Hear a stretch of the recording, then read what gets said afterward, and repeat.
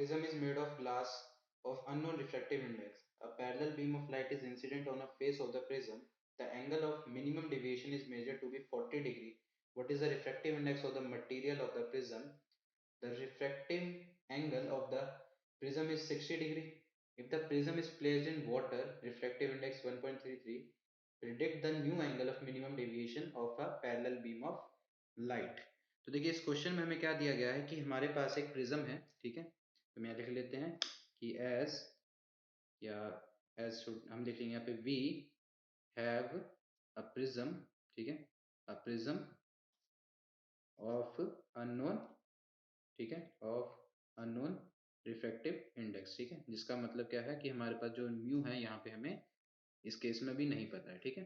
तो ये हमारे पास एक पॉइंट आ चुका है यहाँ पे कि हमें यहाँ पे क्या फाइंड करना है, हमें रिफ्रैक्टिव इंडेक्स की वैल्यू को फाइंड करना है, ठीक है। तो देखिए इस क्वेश्चन में रिफ्रैक्टिव इंडेक्स को सॉल्व करने के लिए हमारे पास क्या क्या गिवन है, सबसे पहले हम वो लिखेंगे, ठीक है। तो देखिए फर्स्ट केस है हमारे पास, ठीक है, जो हमारे पास यहाँ का जो फर्स्ट केस है वो क्या है कि जो रिफ्रैक्टिव इंडेक्स होता है, ठीक है, refractive index of refractive index of जो हमारे पास प्रिज्म होता है, ठीक है, उसकी वैल्यू क्या है या जिसका फॉर्मूला क्या होता है, ठीक है, वो हम लिख लेते हैं यहाँ पे। तो उसका फॉर्मूला होता है कि mu is equal to sine A by minimum deviation upon 2 और divided by sine A by 2। ये हमारे पास क्या होता है, हमारा फॉर्मूला, ठीक है। देखिए रिफ्रैक्टिव इंडेक्स किसका है, प्रिज्म का, और ये प्रिज्म अभी कहाँ है, एयर में है, ठीक है। तो हम क्या निकालेंगे, रिफ्रैक्टिव इंडेक्स ऑफ प्रिज्म, और ये प्रिज्म कैसा, ग्लास का, तो refractive index of glass with respect to air करेंगे, ठीक है।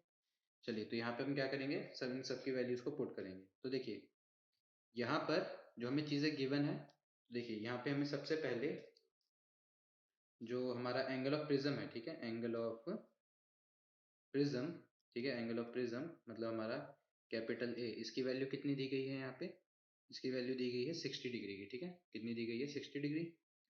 और जो हमारे पास मिनिमम डेविएशन है यहाँ पर, ठीक है, मिनिमम डेविएशन वो कितना है, ठीक है, मिनिमम डेविएशन मतलब हमारा डेल्टा एम, इसकी वैल्यू दी गई है यहाँ पे 40 डिग्री की, ठीक है, 40 डिग्री। चलिए तो इसकी वैल्यू को सॉल्व कर लेते हैं यहाँ पर। तो हमारे पास क्या फॉर्मूला बनेगा कि ये mu is equal to sine 60 plus 40/2 और डिवाइडेड बाय साइन, ठीक है, साइन 60/2, ठीक है। चलिए तो इसको सॉल्व कर लेते हैं। तो देखिए साइन 60 प्लस 40/2 मतलब साइन 50 डिग्री हो गया। तो हम यहाँ लिख लेंगे कि mu is equal to sine 50 degree और साइन 60/2 मतलब साइन 30 डिग्री, ठीक है, साइन 30 डिग्री की वैल्यू आ गई यहाँ पर।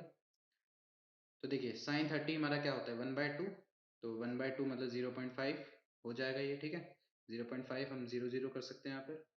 और जो हमारे पास साइन 50 डिग्री होता है इसकी जो वैल्यू होती है वो होती है 0.766, ठीक है, 766।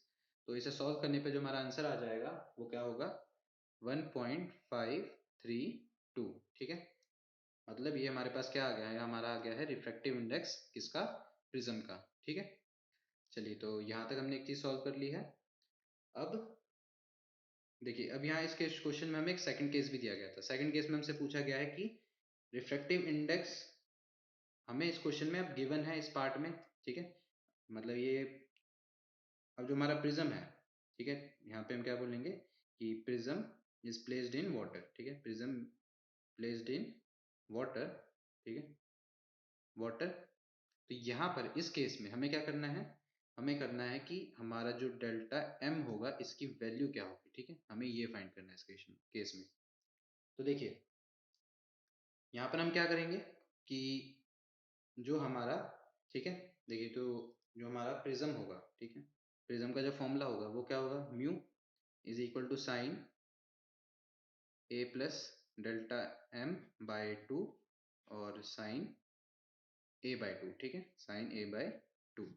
लेकिन देखिए जो ये रिफ्रैक्टिव इंडेक्स है, ठीक है, ये रिफ्रैक्टिव इंडेक्स का होगा ग्लास ऑफ प्रिज्म या प्रिज्म ग्लास, ठीक है, और किसके रिस्पेक्ट में, वाटर के रिस्पेक्ट में, ठीक है। चलिए तो इस चीज को अब आगे सॉल्व कर लेते हैं हम।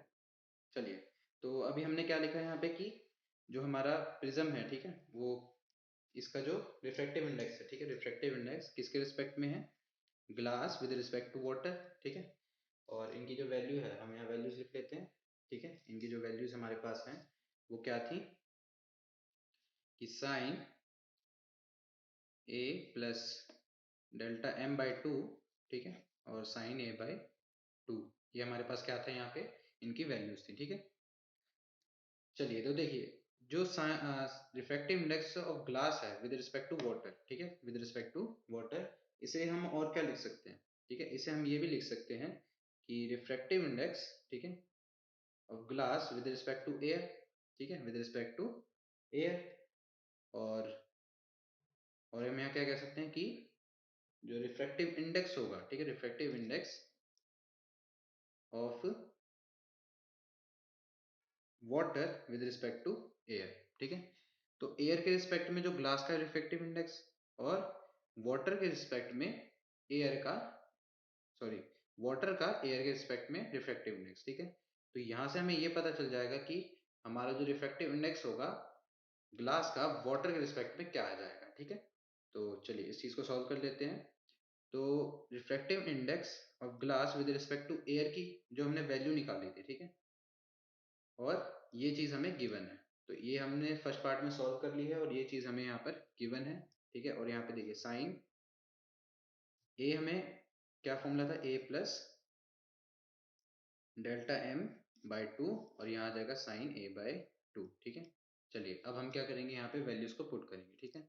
तो इसकी जो हमने वैल्यू प्रीवियस अभी क्वेश्चन में प्रीवियस पार्ट में निकाली थी वो क्या थी, 1.532, ठीक है। और जो रिफ्रैक्टिव इंडेक्स हमें वाटर का दिया गया है वो कितना है, 1.33।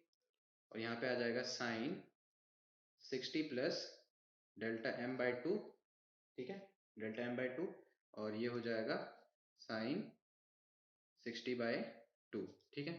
चलिए तो इन्हें सॉल्व कर लेते हैं।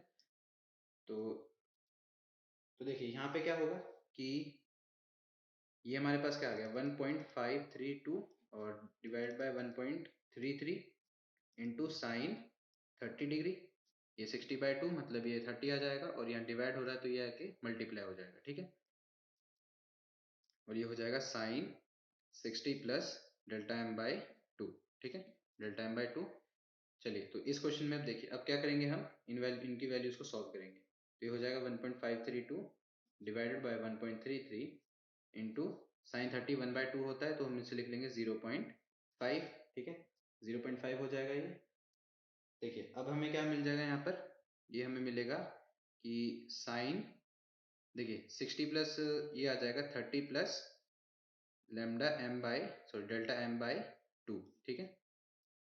ये क्योंकि दोनों में डिवाइड कर रहा था तो ये सिंगल सिंगल डिवाइड हमने कर दिया, ये 30 हो गया और ये डेल्टा एम बाई टू हो गया। चलिए तो इसको और सॉल्व कर लेते हैं। तो देखिए इस पूरे पार्ट की जो वैल्यू है वो कितनी आ जाएगी, वो आ जाएगी 0.5759 equal to sine 30 plus delta M by, ठीक है, डेल्टा एम बाई टू, तो ये हमारे पास वैल्यू आ जाएगी। देखिए ये साइन है, यहाँ साइन इनवर्स हो जाएगा तो हम लिखेंगे साइन इनवर्स, ठीक है, sine inverse 0.5759 is equal to 30 plus delta M by two, ठीक है, डेल्टा एम बाई टू। तो देखिए इस चीज को सॉल्व करने पे, ठीक है, इस चीज को सॉल्व करने पे जो हमारा जो एंगल होगा, ठीक है, हमारा जो एंगल आ जाएगा वो कितना होगा,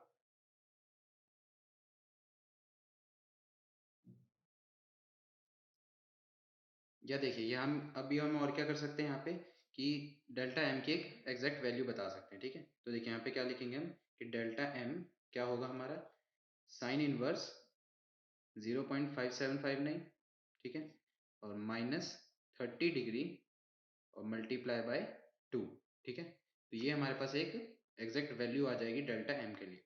तो इस पूरी वैल्यू को सॉल्व करने पे हमें क्या मिल जाएगा कि जो डेल्टा एम है हमारे पास, ठीक है, उसकी वैल्यू क्या आ जाएगी, वो आ जाएगी 10 डिग्री 20 रेडियंस, ठीक है, 10 डिग्री 20 रेडियंस मिनट्स आ जाएगी, ठीक है।